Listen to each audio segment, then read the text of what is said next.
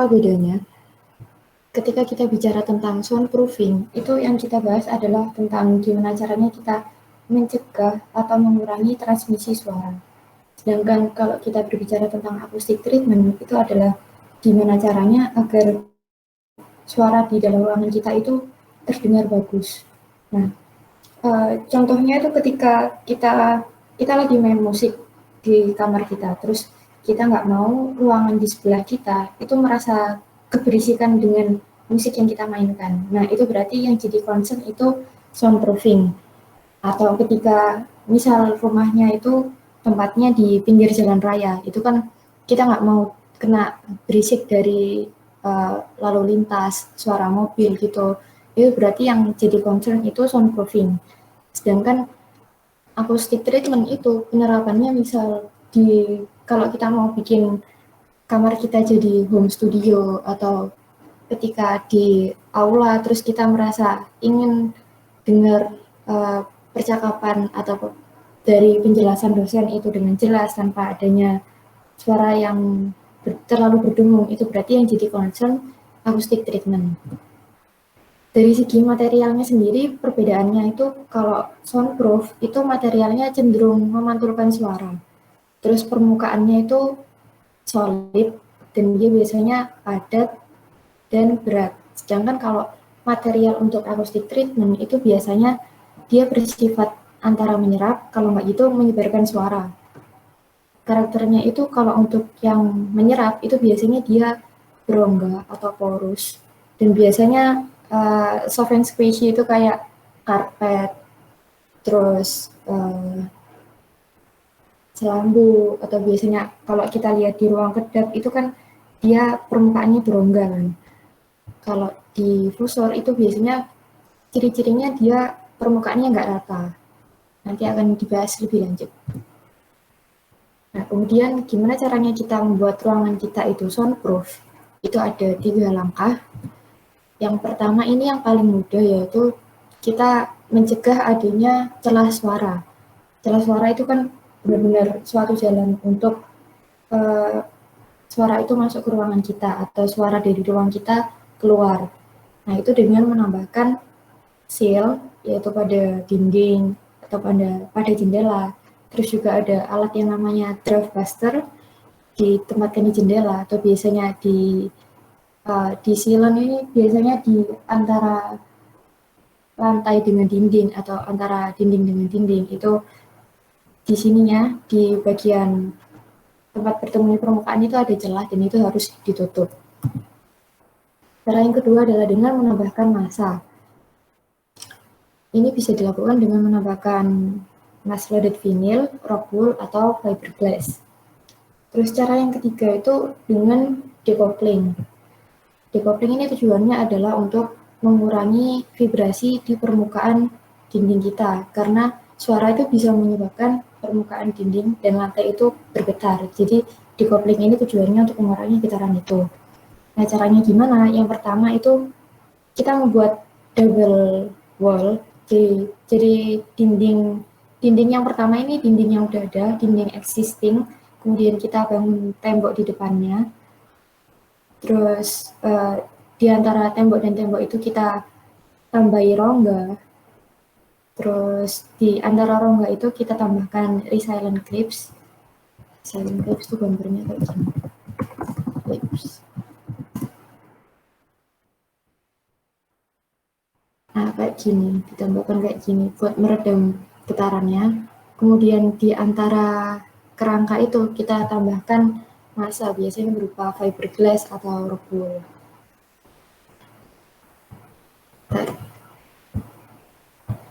Nah, buat yang dinding Indonesia kan biasanya dari batang, terus dari semen. Jadi ini sebenarnya kurang relatable, soalnya ini seringnya dipakai di dinding yang kayu. Soalnya ini kan kayu, terus ininya juga biasanya ada dinding namanya gypsum.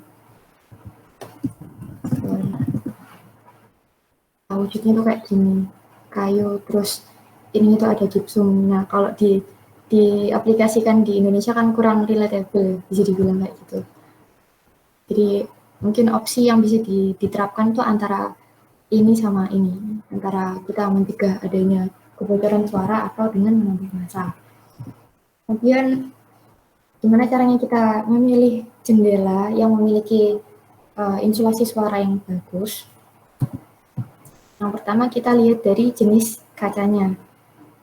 Jadi dari jenis kacanya itu bisa dibilang ada 4 jenis, yaitu single glazing, double glazing, secondary, sama laminated. Yang single itu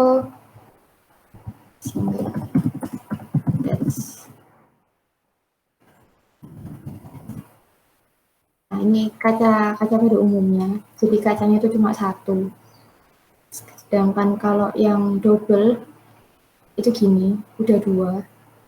Terus kalau secondary itu kaca yang tunggal, terus di depannya ditambahi kaca lagi. Jadinya itu kaca sekunder. Sedangkan yang laminated kayak gini.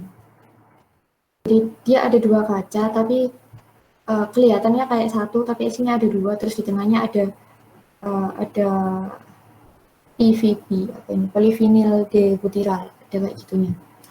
Nah, mana yang paling bagus dalam insulasi suara? Yang pertama yang paling bagus itu yang secondary.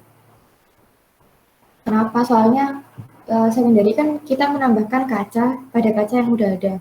Jadi kita bisa udah tahu evaluasi akustik dengan kaca yang ada itu. Jadi kita bisa tahu untuk kaca yang kedua, kaca yang tambahan itu sebaiknya yang gimana.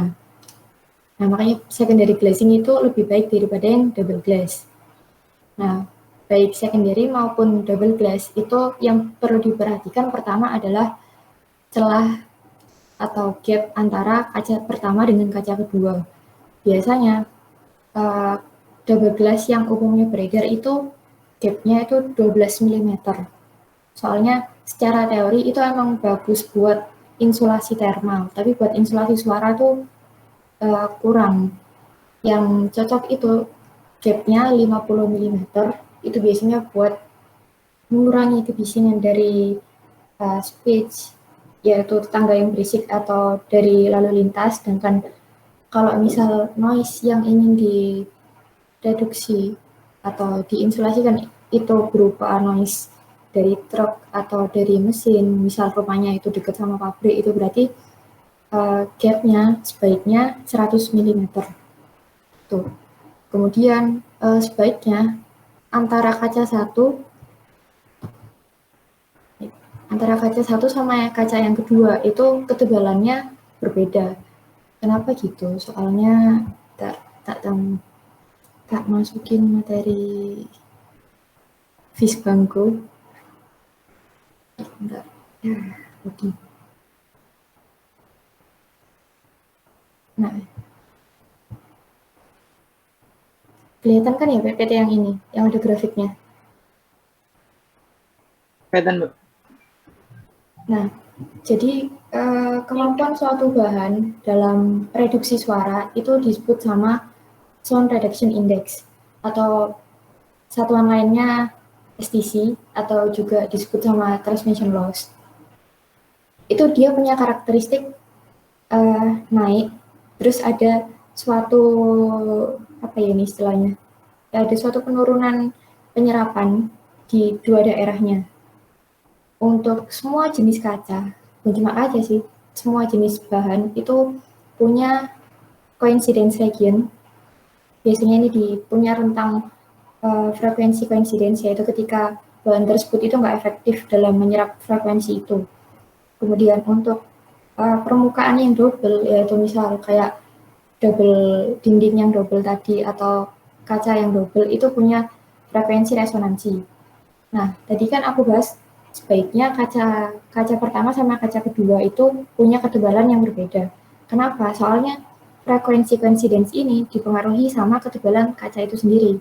Ketebalan dipengaruhi oleh diameternya. Jadinya misal kaca yang pertama itu 4 mm tebalnya, terus dia tuh frekuensi coincidence-nya itu di sini, terus kaca yang kedua itu tebalnya 6 mm, itu coincidence region-nya di daerah yang berbeda. Jadinya antara kaca yang pertama sama kaca yang kedua itu dia saling melengkapi. Misal suatu suara lewat ke kaca yang pertama di frekuensi sekitar 2000, itu dia tetap berhasil lolos, tapi berhasil dihalau sama kaca yang kedua karena dia beda ketebalan. Sedangkan kalau sama-sama ketebalan, di kaca yang pertama lolos, di kaca yang kedua lolos. Makanya sebaiknya ketebalannya itu berbeda.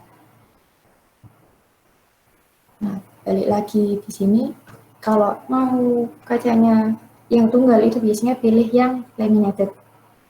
Soalnya dia lebih padat gitu. Terus yang kedua itu kita milihnya berdasarkan jenis bukaannya. Kan bukaannya biasanya rumah Indonesia sih bukaannya kayak gini ya, dibuka biasa gitu. Tapi juga ada juga jendela yang diputar atau digeser. Nah, dari segi insulasi suara, yang paling jelek itu yang diputar. Terus yang paling jelek kedua tuh yang digeser. Sedangkan yang paling bagus tuh yang dibuka normal gini, awning window. Kita milihnya itu dari jenis mana yang bakal menciptakan celah udara paling besar. Kan kalau bentuk bukaannya gini kan ketika dia ditutup kan rapat kan, dibandingkan ketika dia digeser maupun dia diputar gini. Nah, yang kedua kita bahas tentang acoustic treatment. Di sini bakal bahas 3, yaitu bass trap, diffuser, sama reflektor. Yang pertama ada bass trap, yaitu tujuannya untuk menyerap frekuensi rendah. Kenapa kok kita butuh bass trap? Karena kebanyakan material itu kurang efektif dalam menyerap frekuensi yang rendah. Ditambah lagi, frekuensi rendah itu punya energi yang lebih besar dibandingkan frekuensi yang lainnya. Oleh karena itu, biasanya kalau kita mau bikin home studio itu perlu banget pakai bass trap. Terus ada 2 jenis. Yang pertama porous absorber, yang kedua resonant absorber. Yang porous itu dia STC-nya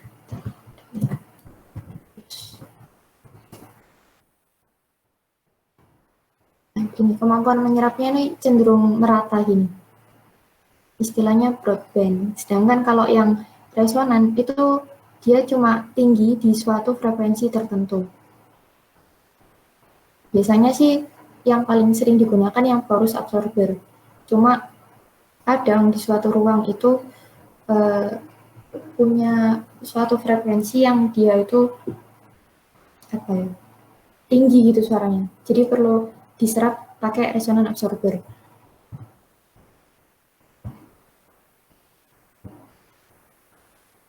Terus dari segi cara kerjanya, porous absorber ini yang dia serap velocity dari suara. Sedangkan kalau resonant absorber itu yang dia serap pressure-nya. Nah, gimana peletakan dari bass trap? Ini yang pertama yang diprioritaskan itu di titik trihedral, yaitu titik di mana tiga permukaan itu bertemu, yaitu di pojok-pojok sini yang bulat-bulat merah itu. Terus kalau kita masih punya bass trap lagi, yang diprioritaskan itu yang vertikal dihedral. Dihedral itu tempat di mana dua permukaan bertemu. Sini. Terus kalau kita masih punya bass trap lagi, tergantung dari dananya, itu yang diprioritaskan di upper dihedral, yang atas-atas ini. Terus buat penempatan bass trap tadi, itu ada yang namanya seperempat wavelength.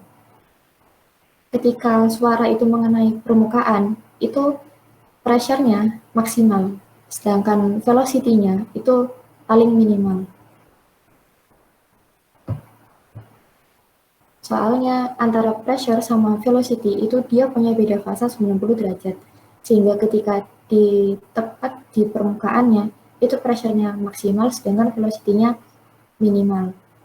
Terus, tadi kan kita ingat kalau porous absorber itu yang diserap velocity-nya.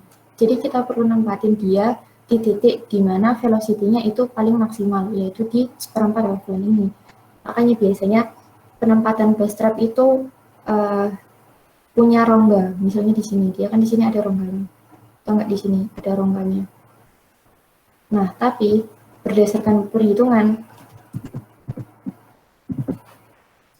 misal nih, kita mau mengurangi frekuensi yang 200 Hz.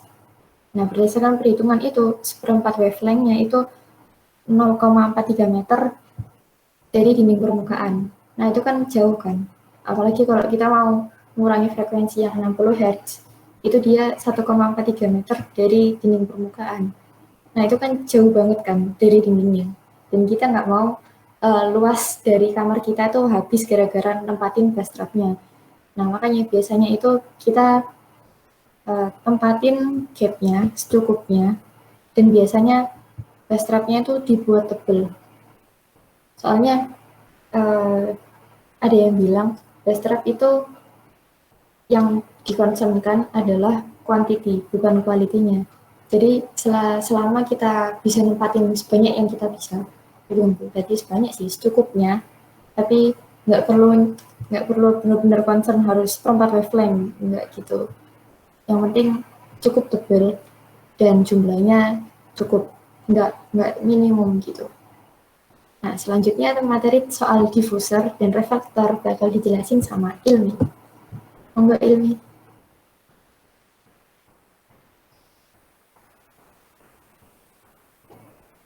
Oke, izin share screen ya.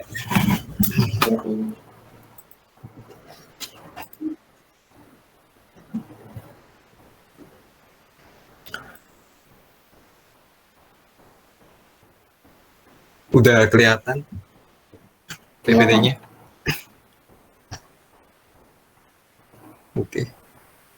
Jadi setelah bass trap tadi ada treatment lagi, yaitu pakai diffuser. Jadi fungsinya diffuser itu buat sound breaker, atau bisa disebut juga pemecah suara atau penyebar suara. Jadi fungsinya diffuser ini sendiri itu menyebarkan energi suara secara merata, juga mengurangi gema tanpa merusak kualitas suara di dalam ruangan tersebut.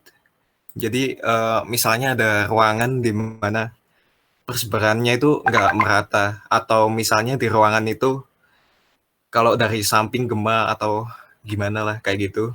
Nah, itu solusinya pakai diffuser.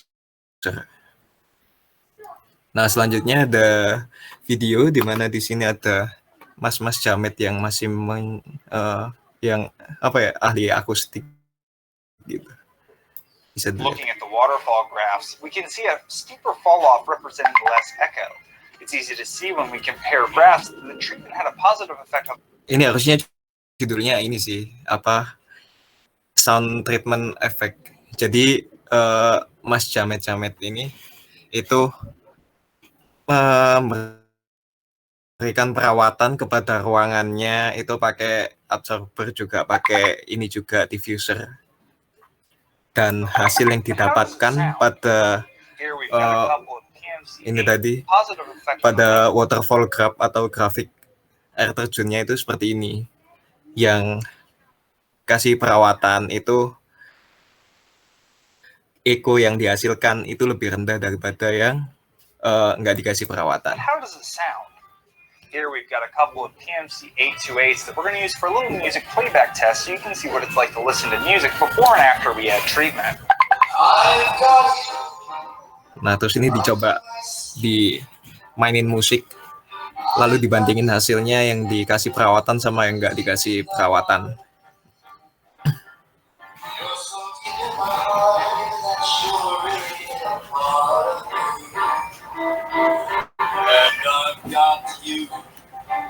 Nah, ini kalau suaranya jelas kan bisa disimpulkan bahwa yang pakai perawatan diffuser sama absorber itu kualitasnya lebih jernih suaranya, seperti itu. Lanjut lagi ke slide berikutnya, yaitu tipe-tipe dari diffuser. Yang pertama ada quadratic residue diffuser atau yang disingkat QRD. Lalu yang kedua ada primitive root diffuser atau yang disingkat PRD. Dan yang ketiga ada binary amplitude diffuser yang disingkat BAD. Sebenarnya ada satu lagi namanya itu polycylindric diffuser. Cuma karena fungsinya dia itu lebih ke membelokkan daripada menyebarkan, jadi nggak bisa sepenuhnya disebut diffuser seperti itu. Oke, lanjut ke jenis yang pertama yaitu quadratic residue diffuser. Nah, QRD ini tuh dibuat untuk mengontrol pemantulan yang ada di dalam ruangan. Lalu QRD ini dibuat dari serangkaian wells atau sumur lah bahasanya dengan kedalaman yang berbeda dan dipisahkan melalui sirip-sirip tipis. Nah, ini dibuat bisa dari kayu atau dari metal. Untuk penggunaannya sendiri, biasanya QRD ini bisa dipakai satu aja di dinding, atau kalau ruangannya luas, bisa ditambahkan lebih dari satu, tapi dipasang secara berdampingan. Nah, masangnya ini bisa dengan arah vertikal atau horizontal. Kalau dipasang ke arah vertikal, nanti itu penyebaran suaranya akan dilakukan secara horizontal, jadi nyebarnya itu ke dinding-dinding sisi kanan dan kiri gitu. Tapi kalau misalnya QRD ini dipasang secara horizontal, maka penyebarannya itu akan dilakukan secara vertikal. Jadi penyebarannya itu mantul ke dinding sama plafon. Nah, untuk QRD sendiri itu ada kayak aturan jarak optimalnya, di mana jarak optimal itu sama dengan 3 kali lambda atau 3 kali panjang gelombang. Jadi kalau misalnya